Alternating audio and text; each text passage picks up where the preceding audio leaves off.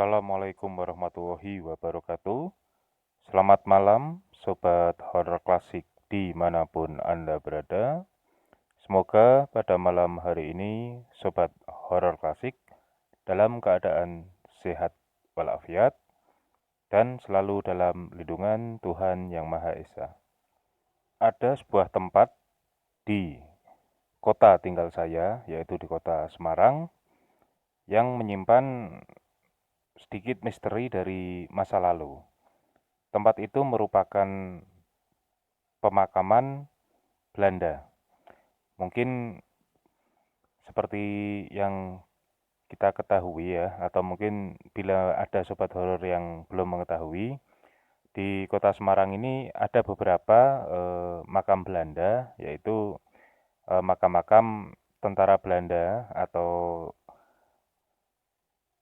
warga sipil yang dulu meninggal atau wafat pada saat terjadi peperangan.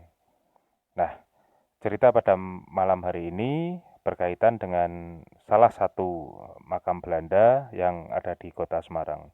Namun seperti biasa, sebelum saya masuk ke dalam cerita, pertama-tama izinkan saya mengucapkan terima kasih kepada Sobat Horor Klasik yang telah mendengarkan cerita-cerita dari channel Horor Klasik. Tidak lupa saya ucapkan terima kasih dan apresiasi setinggi-tingginya kepada subscriber yang telah bersedia untuk mengikuti dan mendapatkan cerita-cerita terbaru dari channel Horor Klasik.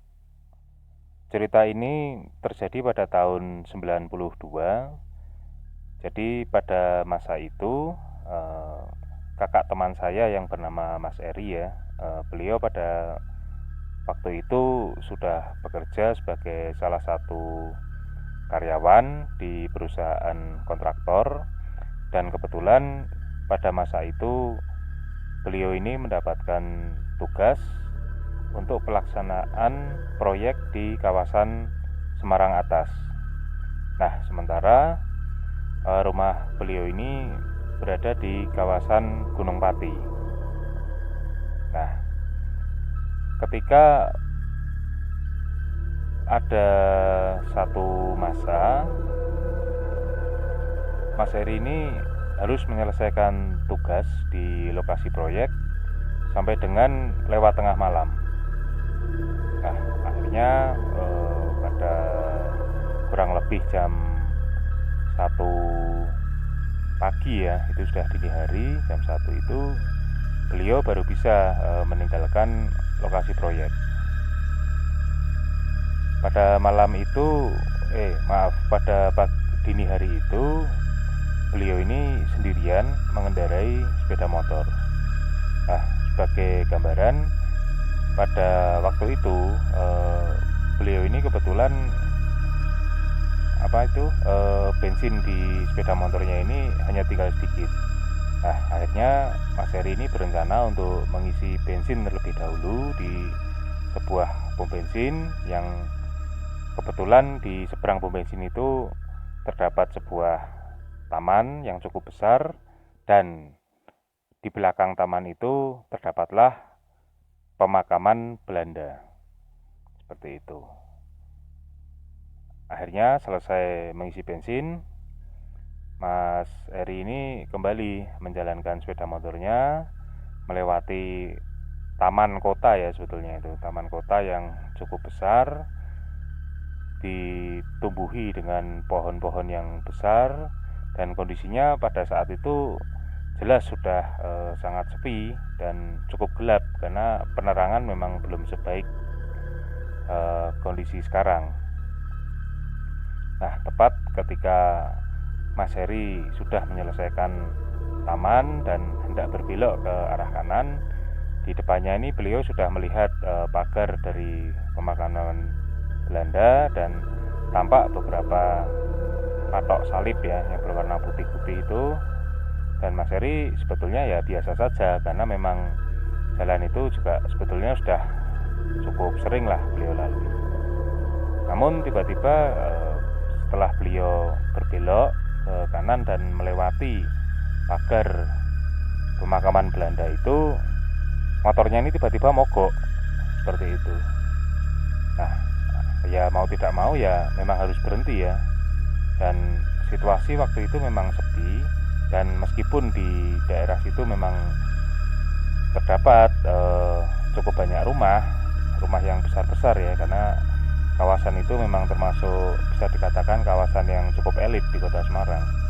Otomatis ya tidak terlihat satu orang pun. Nah, yang ditakutkan Mas Heri justru pada malam hari itu bila mana ada anjing penjaga yang mungkin terlepas atau sengaja dilepas oleh pemilik rumah gedong-gedong itu untuk menjaga rumah dari gangguan pencuri. Itu yang sebetulnya Mas Heri khawatirkan.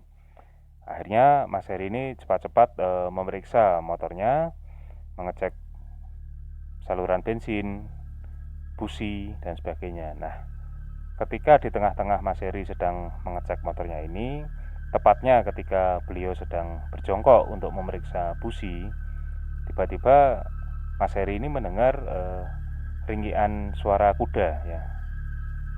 Jadi beliau ini tiba-tiba mendengar suara kuda yang meringik dengan cukup keras. Nah, otomatis Mas Heri ya cukup terkejut. Akhirnya beliau ini menoleh ke kanan kiri, depan belakang untuk mencari sumber suara. Namun karena tidak melihat apa-apa, Mas Heri berpikir mungkin itu hanya halusinasi. Akhirnya dia kembali meneruskan pekerjaannya, mengecek busi, dan ketika Mas Heri sedang memasang kembali busi motornya, tiba-tiba Mas Heri ini mendengar suara derap kuda dari arah belakangnya. Spontan Mas Heri ini langsung menolehkan kepala ke belakang, dan Mas Heri sangat terkejut karena kurang lebih 4 meter di belakang Mas Heri ini melihat seekor kuda berwarna hitam yang sangat besar dan tinggi, ditunggangi oleh sosok tubuh yang juga terlihat sangat besar dan tinggi, namun tanpa kepala. Nah, Mas Heri yang tadinya tengah berjongkok, karena kaget, dia ini langsung terduduk dan gemetar seluruh tubuhnya melihat pemandangan seperti itu. Dan kemudian yang tidak disangka, kuda itu perlahan maju mendekati Mas Heri yang tengah terduduk sambil gemetar seluruh tubuhnya itu. Dan kemudian setelah berjarak mungkin kurang lebih 2 meteran dari posisi Mas Heri terduduk ini, terdengar seperti suara orang berbicara, namun tidak jelas ya. Suaranya seperti suara dari dalam tenggorokan gitu. Kalau menurut Mas Heri seperti gimana sih? Mungkin ya suara dari dalam tenggorokan begitu. Dan Mas Heri melihat dengan jelas dari leher yang tidak ada kepalanya itu meloncat cairan-cairan seperti darah. Setiap kali muncul suara seperti geraman itu seperti muncrat-muncrat gitu ya dari dalam leher yang terputus itu, cairan yang terlihat seperti darah. Akhirnya Mas Heri pingsan di tempat. Setelah dia sudah tidak kuat menahan ketakutannya, dan entah sudah berapa lama Mas Heri pingsan di tempat itu, yang jelas Mas Heri ini tersadar karena dia dibangunkan oleh beberapa orang. Jadi Mas Heri ini tersadar karena ada yang mengguncang-guncang tubuhnya, dan ketika Mas Heri membuka mata, ternyata ada 3 orang Satuan Polisi Pamong Praja ya, atau Satpol PP yang membangunkannya. Karena memang kebetulan di dekat pemakaman Belanda itu terdapatlah rumah dinas orang yang sangat penting di Kota Semarang. Nah, singkat cerita, akhirnya Mas Heri ini ditanya oleh bapak-bapak Satpol PP tersebut, dan Mas Heri menceritakan apa adanya kejadian yang dialaminya. Dan kemudian Bapak Satpol PP itu mengajak Mas Heri untuk dibawa ke pos ya, pos yang ada di mana rumah dinas pejabat itu, sambil satu orang bapak menuntun motor Mas Heri yang mogok.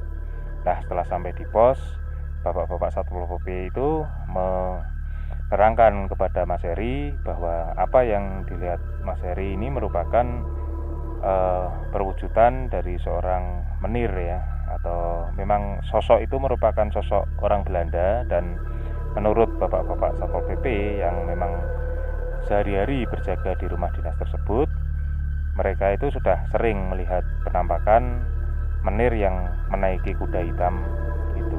Dan kata-kata atau suara yang tidak jelas dari kerongkongan si menir tanpa kepala ini sebetulnya merupakan bahasa Belanda, yang mana bila diterjemahkan itu menurut mereka kurang lebih artinya adalah di mana kamu menyimpan kepalaku. Karena mitos yang berkembang dulu pada saat dimakamkan di pemakaman tersebut, si menir ini memang dimakamkan dalam kondisi kepala terpenggal, dan kepala itu memang konon tidak pernah ditemukan sehingga memang tidak ikut dikuburkan. Nah, entah ini wallahu alam ya, namun yang jelas memang mitos yang berkembang di daerah itu memang semacam itu. Jadi gampangnya menir ini memang berkeliling menaiki kuda untuk mencari kepalanya, dan setiap kali dia menemui orang, dia tidak akan segan-segan bertanya kepada orang yang ditemui, karena memang dia tidak bisa, kasarnya mungkin tidak bisa melihat ya wajah atau bagaimana, tapi akhirnya dengan menggunakan suara yang muncul meskipun terdengar tidak jelas itu pada prinsipnya si menir ini memang berusaha keras untuk menemukan kepalanya. Nah, akhirnya Mas Heri baru tahu pada malam hari itu bahwa ternyata memang ada cerita seperti itu di tempat itu. Karena meskipun berkali-kali Mas Heri ini melewati makam Belanda tersebut, namun baru di malam itu dia mengalami kejadian yang berkaitan dengan dunia gaib. Ya, wallahu alam. Yang jelas itu merupakan pengalaman nyata yang dialami Mas Heri pada tahun 92, dan sampai sekarang pun memang masih banyak ya, terutama untuk warga-warga yang sudah cukup sepuh usianya, yang beberapa kali memang bercerita bahwa kadang-kadang terdengar suara ringkikan kuda, dan kadang-kadang terlihat sosok tubuh yang berjalan sempoyongan juga tanpa kepala. Hanya saja mungkin sekarang ini karena penerangan sudah cukup bagus ya, dan makin kesini sepertinya cerita-cerita semacam itu juga sudah mulai jarang terdengar dan sangat jarang diceritakan oleh generasi-generasi yang masih muda seperti itu. Ya, wallahu alam, hanya kuasa Tuhan yang bisa menjelaskan apa yang dialami Mas Heri pada malam hari itu. Demikian cerita pada malam hari ini. Terima kasih kepada Sobat Horor Klasik yang sudah mendengarkan cerita ini. Semoga kita semua selalu dalam lindungan Tuhan Yang Maha Esa. Wassalamualaikum warahmatullahi wabarakatuh.